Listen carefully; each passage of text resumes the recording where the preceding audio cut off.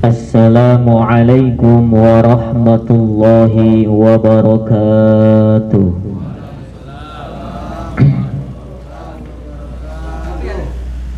Alhamdulillahilladzi khalaqal khalqa liya'rifuhu wa ya'buduhu.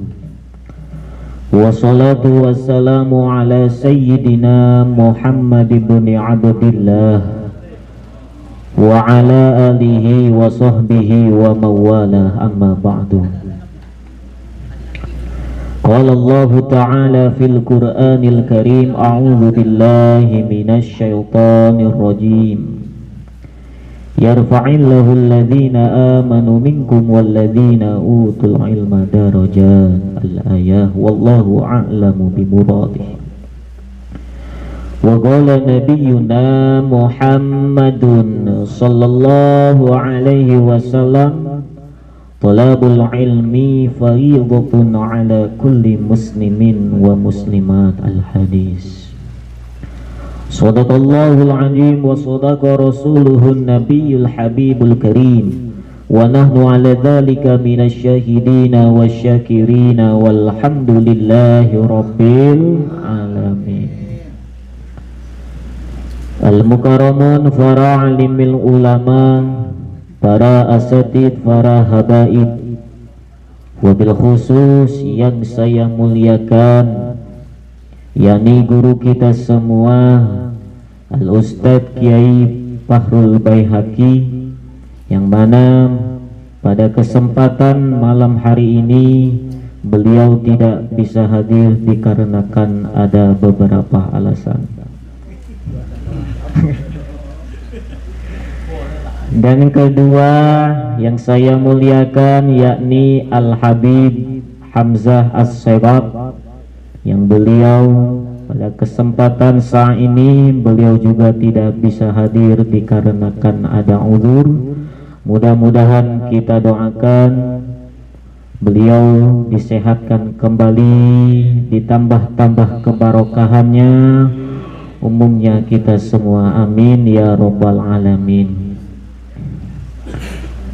Yang saya muliakan guru kami, guru kita semua, yakni Abi Ustadz Sofian beserta keluarga, dan juga Al-Habib Agil Al-Kab, dan juga yang saya muliakan guru setempat Al-Ustadz Mukhlis, Al-Ustadz Bodi, dan juga guru yang sedang viral di alam langit, yakni Abuya. Di Abah Abuya Mamang Hidayat. Ujungnya ke Mamang. Mudah-mudahan kita doakan guru-guru kita semua senantiasa disehatkan jasmani dan rohaninya, ditambah-tambah kebarokahannya, dan juga diberikan ilmu yang manfaat, amin ya rabbal alamin. Tak lupa yang saya muliakan para kesempuhan, yakni Bahmin, pecinya biru. Waduh, orang mana itu peci biru tuh?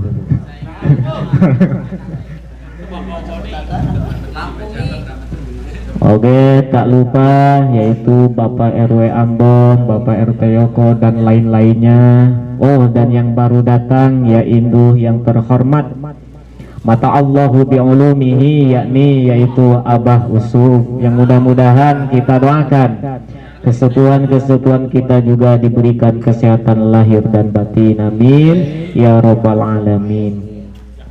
Dan tak lupa para jamaah, umumnya jamaah perumahan Geraha yang tak bisa saya sebutkan satu persatunya, namun Pak insya Allah tak mengurangi rasa takjim dan memuliakan saya.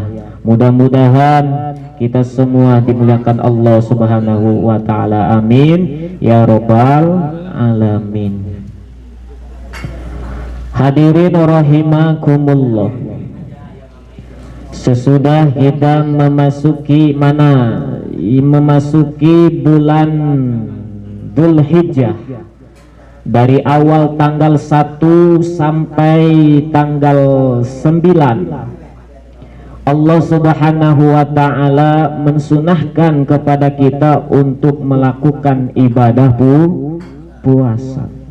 Puasa tapi nanya tanggal 1, 2, 3 sampai ke tanggal 9 disunahkan orang berpuasa. Dan sesudah itu ada ibadah yang disunahkan Allah Subhanahu wa ta'ala, tepatnya tanggal 10 sebelum kita melakukan ibadah kurban, yakni melakukan sholat Idul Adha. Yang mana sholat Idul Adha ini hukumnya sunnah hukumnya. Dan juga sesudah melakukan salat Idul Adha ada satu ibadah yang diperintahkan oleh Allah Subhanahu wa ta'ala, bahkan wajib hukumnya nisbat kepada Rasulullah sallallahu alaihi wasallam, yaitu ibadah kurban. Korban di dia lobanya korbannya. Alhamdulillah. Oh, ciri itu awak naik lemuk ya. Lintuh awak nage, ustadna lintuh deh. Hadirin rahimakumullah, yang mana ibadah kurban ini hukumnya sunnah ain menurut 3 mazhab selain menurut pendapat Imam Abu Hanifah, karena Imam Abu Hanifah mewajibkan terhadap ibadah korban sebagaimana ia melirik terhadap sebuah hadis Rasulullah sallallahu alaihi wasallam, man kana lahu sa'atun walam yudahi fala yaqrabanna musallana. Barang siapa yang mempunyai kejembaran rizki, keleluasaan rizki, tapi walam yudahi, ia tidak mau melaksanakan berkurban, fala yaqrabanna, maka jangan ia mendekati terhadap musolaku. Ini kata Rasulullah sallallahu alaihi wasallam. Maka di situ diambil kesimpulan oleh kaul Imam Abu Hanifah bahwasanya ibadah kurban ini wajib. Tetapi menurut mazhab kita, mazhab Imam Syafi'i radhiyallahu an, itu hukumnya sunnah ain terhadap nisbat sendiri, tetapi nisbat kepada keluarga, satu keluarga, itu hukumnya sunnah kifayah. Hadirin rahimakumullah, itulah sekilas tentang ibadah yang dilakukan di bulan Dzulhijjah. Mari kita melanjutkan pengajian kita, yakni masih menjelaskan terhadap masalah rukun-rukun sholat. Walaupun kita sudah banyak yang tahu tentang rukun sholat, tapi kalau kita membulak-balik suatu ilmu, suatu masalah tersebut, irtafa'a, maka Allah Subhanahu wa ta'ala akan menambahkan ilmu kita. Fa inna darsal ilmi irtafa'a. Sesungguhnya siapa yang menderas terhadap ilmu, maka ia akan diberikan ilmu yang bertambah. Alhamdulillah. Bahkan man amila bi ilmihi warasallahu ta'ala malam ya'lam. Barang siapa yang mengamalkan terhadap ilmunya, walaupun ilmunya itu sedikit, tapi dia amalkan, warasallahu ta'ala malam ya'lam, maka Allah Subhanahu wa ta'ala akan mewarisi terhadap ilmu yang ia tidak tahu. Alhamdulillah. Jadi jangan optimis, jangan pesimis. Jangan pesimis. Walaupun kita ilmu kita sedikit, tapi kita amalkan dikit demi dikit, maka Allah akan tambahkan ilmu yang kita tidak tahu. Amin ya robbal alamin. Maka ini maaf, walaupun kita sudah tahu tentang rukun-rukun sholat, kalau kita saling ngederas terus dibulak-balik ilmu tersebut, maka Allah akan tambahkan. Jadi jangan punya gini, itu mah udah tahu rukun sholat mah kiai, udah yang lain aja, jangan gitu. Jangan gitu, karena yang disebutkan ahli ilmu itu tidak melecehkan terhadap satu masalah ataupun satu ilmu. Yang disebut ahli ilmu itu orang yang terus-terusan belajar, itu disebut ahli ilmu. mentang-mentang geus jadi kiai teh geus beres mengajina, geus beres mondokna geusan lah. Wari mah waina lain ngaji. Waina lain ngaji geus. Eta itu disebut ahli ilmu. Tadi disebut lain jadi da ahli ilmu mah terus-terusan daek belajar.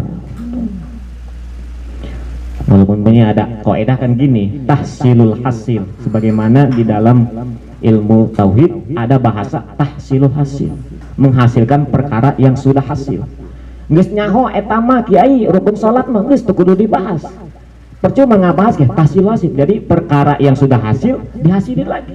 Tahsilul musahil.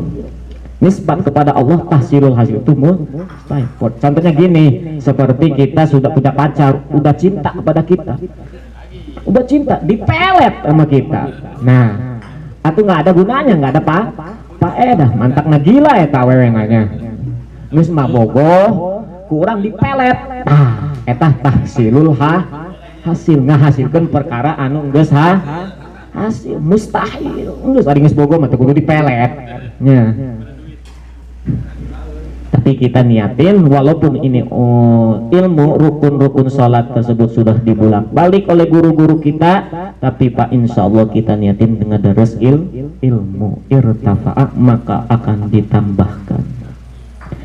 Hadirin rahimakumullah, sebagaimana kemarin telah diceritakan bahwasanya rukun sholat nomor ke-1 niat, nomor kedua takbiratul ihram, nomor ketiga yaitu berdiri bagi orang yang mampu. Gimana kalau tidak mampu? Artinya tidak mampu itu apes, lemah.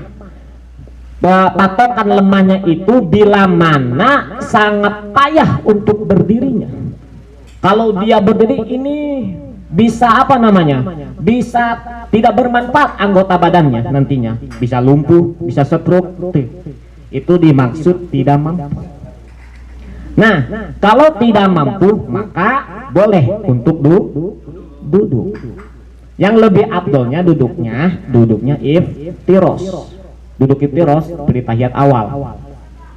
Gini juga sila boleh, tawaruk boleh, tapi yang lebih afdolnya sebagaimana diterangkan di dalam kitab takribul disebut takrib ataupun fatul qorib bahwasanya wa iftirasun afdalu, duduk iftiros itu lebih utama. Duduk iftiros itu duduk tahiyat awal, kaki kiri tumitnya didudukin. Nah, ini. Nah, yang kanan ini sama jari-jarinya ngadepin ke kiblat. Nah, ditekuk. Kalau anda tidak ditekuk karena punya penyakit asam urat, nggak apa-apa. Ini sempurnanya kayak gini, ya. Sempurnanya. Jadi duduk itu terus itu lebih tidak bisa duduk. Boleh ittija, turun miring. Turun miringnya yang lebih afdal ke belakang kanan. Tidak bisa turun miring ittija, maka disebut apa? Bersandar gini ya. Ambil bobo apa disebutnya itu bahasa Indonesianya? Jelentang. Iya, jelentang. Iya. Jelentang. Ininya ntar masukin apa namanya ngadepin ke kiblat. Isarah ruku ruku sama sujudnya isaranya pakai kepala. Gitu ya. Ngadepin ke kiblat. Ini kepalanya. Itu untuk orang yang tidak mampu berdiri, berduduk, tidak mampu duduk, ya ittija turun miring, tidak mampu ittija turun miring telentang. Nah, tidak bisa telentang. Udah sholatin itu Pak.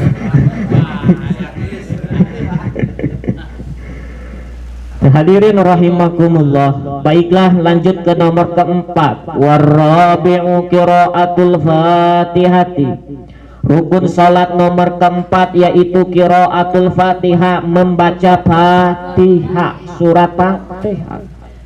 Membaca surat fatihah itu bil basmalah, dengan basmalah. Karena mengapa? Karena mazhab kita Imam Syafi'i, basmalah di dalam surat fatihah ini hukumnya wajib, termasuk salah satu ayatun minal fatihah. Itu wajib. Madzhab kita Imam Syafi'i. Masya Allah, kalau kita terangkan salah satu riwayat manaqib Imam Syafi'i, luar biasa. Beliau lahir tahun 150 Hijriah di Gaza. Gaza di mana Gaza? Di Palestina ya. Di 150. Kemudian beliau menimba ilmu ke negeri Mekah. Negeri Mekah salah satu gurunya yaitu siapa? Fudail bin Iyad kalau tidak salah. Kemudian berguru lagi ke negeri Madinah. Di Madinah beliau pada umur 12 tahun sudah hafal kitab Muwatta. Kitab Muwatta hafalnya 9 hari doang. Masya Allah. Kemudian sudah guru yang lain di Madinah, berguru lagi ke negeri Yaman. Sudah negeri Yaman sudah habis, ke negeri Irak. Di situ ada ijtihad beliau yang dinamakan Qaul Qadim. Kemudian berguru lagi ke negeri Mesir. Di situ beliau ijtihad Qaul Jadid. Jaul Hadid Qadim dan Qaul Jadidnya Imam Syafi'i. Masya Allah, beliau bergurunya ke negeri-negeri ya kita. Baru satu lembur aja bolak-balik aja mondoknya. Pada satu kampung, mondoknya di satu kampung, bolak-balik aja, wayah makan ke rumah, wayah ngaji ke rumah. Itu bukan mondok namanya. Ini ulama-ulama kita terdahulu, Masya Allah, belajarnya negeri ke negeri yang lain. Makanya ada bahasa utlubal ilma walau bisin, carilah ilmu walaupun ke negeri Cina, ya kan? Orang Cinanya ke sini. Hadirin rahimakumullah, ini rukun salat nomor keempat, membaca Fatihah dengan basmalah. Yang mana fikiyami kulli rokaatin, di dalam setiap rokaatnya berarti wajib harus membaca baik sholatnya sholat wajib, ruku atau wajib, ataupun sholatnya sholat wajib membaca Fatihahnya. Kecuali nanti kalau ada makmum masbok. Siapa yang dimulakan makmum masbok? Makmum masbok itu adalah malam yudrik ma'al imami zamanan yasang kiro atal fatihati binisbati lil wasatil muqtadili. Makmum masbok rokaat ini makmum masbok Fatihah. Karena ada makmum masbok, ada makmum muwafakoh. Ada makmum masbok, ada makmum muwafakoh. Makmum masbok ada masbok rokaat, ada masbok Nah, inilah yang dibahas masbok Fatihah. Yang dinamakan masbok Fatihah malam yudrik ma'al imam, seseorang yang tidak melihat dengan imam zamanan, satu waktu yang muat untuk membaca Fatihah, dengan catatan imamnya tersebut bacaannya sedang, artinya tidak terlalu cepat. Kan ada bismillahnya ya, baca Fatihah yang cepat.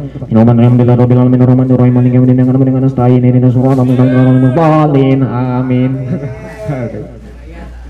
Bacaan yang sedang-sedang aja, lambat enggak, cepat juga enggak. Nah, misalkan imamnya lagi baca surat, kita baru datang, lam yalid walam yulad, kita baru Allahu Akbar, Bismillahirrahmanirrahim, qul huwallahu lam yalid walam yulad walam yakul lahu kufuwan ahad. Imamnya ruku, kita baru baca Nah, itu terusin apa enggak baca Fatihahnya? Langsung ruku, ikutin karena mengikuti imam itu hukumnya wajib. Nanti Fatihah kita ditanggung oleh dengan catatan imamnya harus ahli dalam menanggung. Berarti yang dimaksud ahli menanggung ini adalah imamnya tidak mempunyai hadas dan juga imamnya bukan bangsa ummi. Artinya bangsa ummi itu imamnya baca Fatihahnya belepotan, cak-cakan. Nah, itu dimaksud ummi. Nah, jadi jangan makanya cari imam itu yang baik, bagus, bagus makhrajul huruf, tajwidnya bagus. Adapun suara mah nggak apa-apa lah, nggak jadi masalah. Yang penting tajwidnya, bacaan makhrajul hurufnya itu yang bagus. bagus. Makanya tadi syarat-syarat membaca Fatihah itu harus bagus bacaan Fatihahnya. Nah itu. Malam yudrik mal imami zamanan yasa'u qira'atil Fatihah binisbati lil wasatil mu'tadil. Yang mana wajibu tartibul Fatihati, wajib untuk tartib membaca Fatihahnya. Artinya tartib, yang dahulu didahulukan, anu timberi ditamberikan, ulah nuti heula tamberi, ulah nuti beri ditilakeun. Model gini baca Bismillahirrahmanirrahim Ar-Rahmanirrahim Alhamdulillah. Tah eta tertartib cak-cakan nya. Makanya jadi syarat wajib ini. Wa mualatuha, dan juga wajib untuk mualat, terus-terusan membaca Fatihah, harus terus-terusan. Artinya mualat itu bi ayyasila ba'du kalimatiha bi ba'din min ghairi faslin. Surahnya ia menyampaikan sebagian kalimat dengan sebagian kalimat itu tanpa pemisah, kecuali dengan satu kali napasan, itu mah nggak apa-apa. Bismillahirrahmanirrahim Alhamdulillahi Rabbil Alamin. Itu mualat terus-terusan. Jangan Alhamdulillah Bismillahirrahmanirrahim. Tunggu kebal setengah menit ada baru Alhamdulillahi Rabbil Alamin. Nah, itu tidak mualat. Itu tidak mualat ya. Gimana kalau terselang dengan zikir yang bangsa lain? Seperti mana? Seperti kita sedang membaca Fatihah, ada orang yang bersin. Oh, tuh ada yang batuk tuh. Ada orang yang bersin.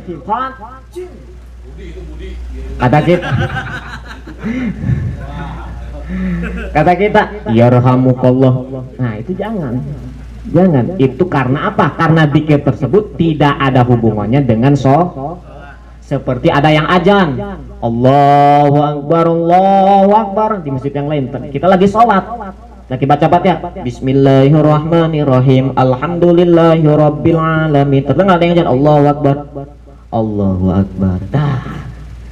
Ataupun yang bacanya Asyhadu an la ilaha illallah, menjawab terhadap orang yang azan, itu tidak boleh. Karena tidak ada hubungannya dengan dikir, kecuali dikirnya ada hubungannya dengan seperti mana? Seperti kita ngaminin bacaan Fatihahnya kita sedang membaca Fatihah Bismillahirrahmanirrahim, imam sudah beres waladhdallin, amin, tuh itu nggak apa-apa, lanjutin aja terus Alhamdulillahirabbil alamin. Ataupun mana seperti kita membaca doa yang ada hubungannya dengan sholat, seperti imamnya sedang membaca surat tin, ya, bala wa ana ala dzalika minasyahidin, boleh itu di tengah-tengah membaca Fatihah, tinggal lanjutin aja kita Fatihahnya, ya. Itu zikir yang ada hubungannya dengan sholat. Jadi mualat, wajib harus mualat membaca Fatihah. Wa tajwidu hurufiha, dan juga harus membagusi terhadap huruf-huruf Fatihah. Artinya membagusi di sini bukan jadi suara, bukan suara. Artinya tajwid dan makhraj hurufnya yang harus bagus terhadap huruf-huruf Fatihah. Maka bisa diambil paham, faman lahana fil Fatihati lahnan yughayyirul makna kalladzina bizai wa amkanahu ta'allumu batalat salatuhu. Maka barang siapa yang cacat di dalam Fatihahnya, yang mana cacatnya tersebut bisa merusak terhadap makna Fatihah, ini bisa membatalkan terhadap sholat.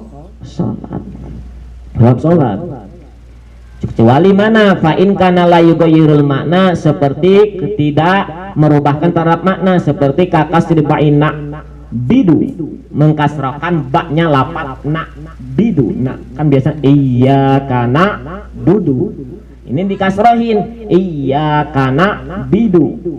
Nah, itu gimana? Sohat sholatuhu, sah sholatnya, namun haram hukumnya bila mana disengaja karena